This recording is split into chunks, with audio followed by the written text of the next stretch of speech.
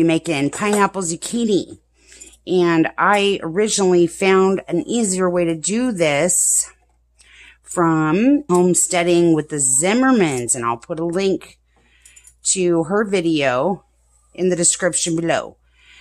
Alright, so you peel the zucchini. Peel one zucchini, large or small, it really just doesn't matter. If you have a large zucchini, then you're going to want to take the seeds out. And you want it to be nice and firm, like when you start. If it's starting to get a little soft, then you're going to want to shred that and freeze it to make zucchini bread. Or cook it for dinner tonight. I have a bowl, a large pot, halfway full of room temperature water, or cold or room temperature water. We're going to be doing a cold start to can these. Because I've heard from lots of people, if you do the cooked method where you cook your zucchini and the pineapple first, it makes the zucchini turn mushy and it loses its firmness, and then it won't resemble pineapple. It'll just taste like it, which is no good. All right, we have a bowl over here to put our shreds in. Cut off the ends here. We don't want no green specks in our pineapple. Here you go. Okay, now you're going to cut it in half right down the center here. So we're going to try to make it look like pineapple. Oh, there's a lot of seeds in there. I tried giving these to my chickens. They do not like zucchini. I have weird, picky chickens. Oh, scoop out your seeds here. Okay, slice it right down the center here, and then you're going to go in at an angle, just like this. You're going to cut about, that's probably 3/4 of an inch to 1/2 inch. Into strips here. Get that seed out of there. Now, after you get that diced or sliced nicely, just like that, now you're going to cut it into about the size of a chunk pineapple.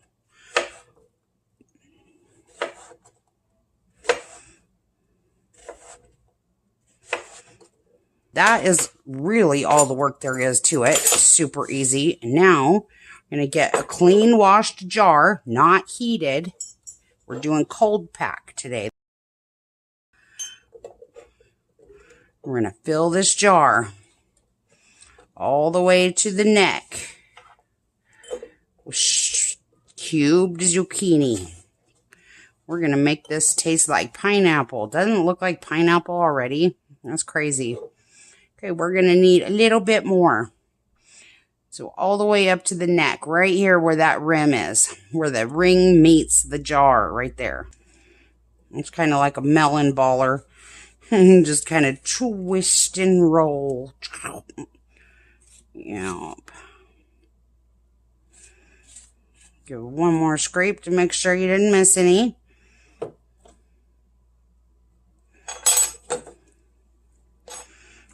Get all these peels that the chickens won't eat, that are going to go in the compost so that at least they become part of the earth again. Oh no. Not on the stove. Dang. Jeez Louise. Hi. You can do this with the tiny zucchini too. It'll be a lot easier because they don't have seeds. The smaller, the better, because then they don't have seeds. And I have quite a few jars washed and rinsed for, I always do extra, like 1 or 2 extra, just in case, because you never know how much this is actually going to yield. Well, you don't want to do it too thin, or it will turn to mush.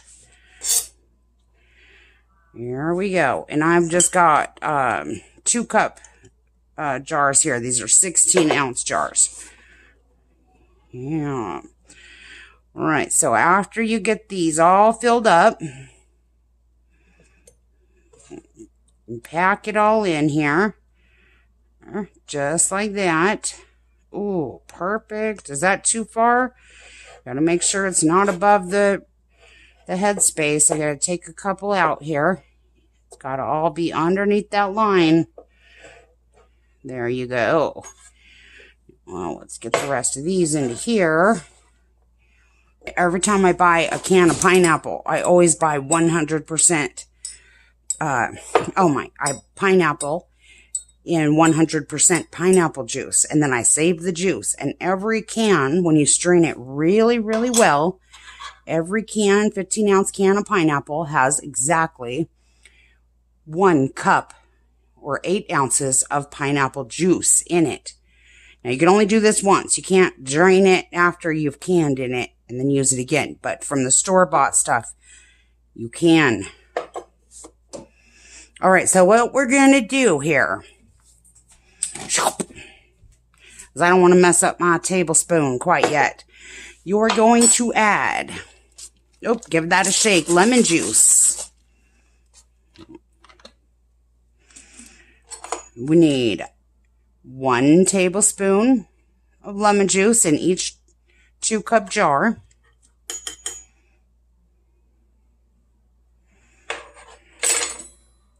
And then you're going to need 2 tablespoons of sugar into every 2-cup jar. And I'm using raw cane sugar. It really doesn't matter what kind of sugar you use. And then you're going to top the rest of that off. Grandma, can we go to walk with Nina? Shh. No. Then you're going to top the rest of that off with pineapple juice all the way up to that rim. Right there. Is it touching? Ooh, I think it's touching. Okay, then you're going to debubble it. Oh, shoot. Come right over here. Now, you're going to debubble it all around the edges here. Stick that sucker down in there. Get all those air bubbles out. Then you're going to push everything down so that it's below that pineapple juice line again. You may have to take out a piece of pineapple, You're going to have to take out a piece of something posing as pineapple. Yep, see, I got 1 slice too many right there. Put that into the next jar. All right, once you got that all debubbled, look to make sure you don't need to top it off. And yes, we do. We need just a tiny splash more.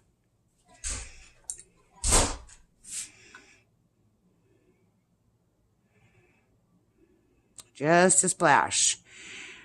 Yep, maybe just another splash. There you go. I get a clean, dry rag. And I don't like to use paper towels for this because paper towels have a tendency to fall apart after you use them for a minute. Yuck. Vinegar. Then wipe the rings all around where it's going to shut on the edges first. Then tuck your finger behind that vinegar ring and wipe that jar. Just like that. Now, put a lid on that so it's not stinking up your face. You're going to get clean canning lid. You stick it right on there. And make sure your little ring doesn't have any dents because they make these things fall apart so they won't function properly and then you have to buy more. Every time, I tell you, these things are fragile. Okay, and then you twist it just finger tight and then one more little click here. So you don't want the liquid to escape out of here, but you want there to be enough room that the air can escape as it boils. And then you're going to grab this up and you're going to place it into that cool or room temperature water bath canner. Just like that. And do not turn this on until all of your cans are in here that you're going to be doing. Then we're going to bring this up to a boil. Oh, once you get all your jars into your water bath canner, you want to make sure you fill this up when it's sitting on the stove, because this is really too heavy to carry over to the stove. Okay, we filled it up with cold water. We put our cold jars in there, and then once they were all in there, made sure they were covered 1 inch below the water line. Yeah, now you're going to turn on the heat and bring this up to a boil. I had 3 large zucchini and 2 tiny zucchini, and it made 8 jars. Yeah, so that would have been about 4 or 5 cups of pineapple juice. I couldn't really tell you because I lost count. But I ended up having exactly the right amount of zucchini to fill that last jar and the exact right amount of pineapple juice to fill that last jar. That never happens to me. And I didn't make a big mess. I only dropped 1 piece of zucchini the whole time. Once this comes to a full boil, I'm going to be setting my timer for 30 minutes. And I live in a high elevation. My elevation here in Twin Falls, Idaho is 3,743 feet above sea level.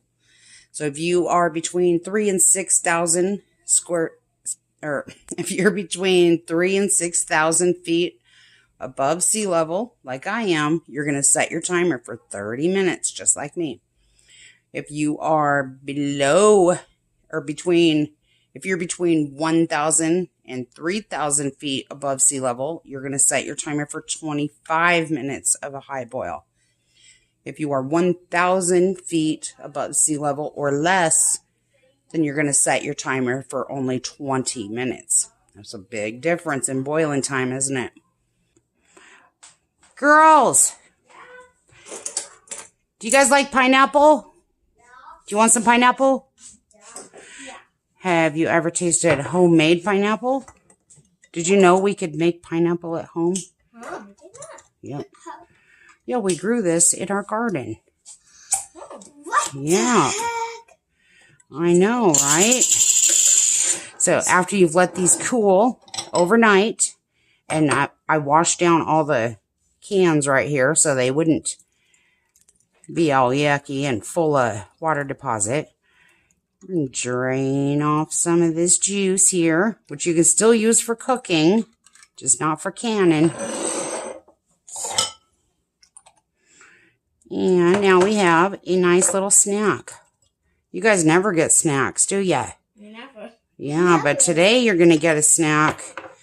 Okay, grab a fork and tell me if you love it. If homemade pineapple is better than store-bought pineapple.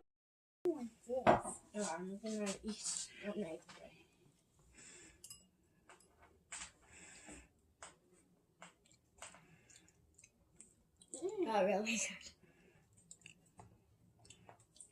Is it not really good? It's not really good. But you can trust our little girls. Is it pizza worthy though? Yeah, it's pizza worthy. Yeah. We got it. You probably got to bake and get it sweet, Mama. Heat that stuff up. Oh, it's got all of the pineapple texture, doesn't it? Yes. But it tastes more like a pear. I taste pear. Pear what? It tastes like a pear. Like canned peaches and pears when you can them together. But yes. Oh, how in the heck is that a pear? I do not understand how that turned into a pear. Well. Yeah, that's a pear. Yeah. Let's taste the juice and see if it tastes like pineapple juice. Or pear juice. I have peaches. If we mix those together with peaches, oh, that'd be good. Peaches? Oh, that still tastes like fruit juice. Let me get peaches from the fridge. Yeah, it tastes like those little cup of juices when you drink the juice. Yeah, it does, doesn't it? Yeah. Something posing as pineapple. All right, well, apparently we made canned pears. They do have a pineapple texture, but they taste more like a pear than a pineapple. But I'm sure you could still use it as pineapple if you're going to be making sweet and sour chicken or something like that. Or pizza. Yeah, that's a good idea. Once you cook it, yeah, Hawaiian pizza. Oh, yeah, that'd probably be way better idea. You've been my star, and I'd be your sky.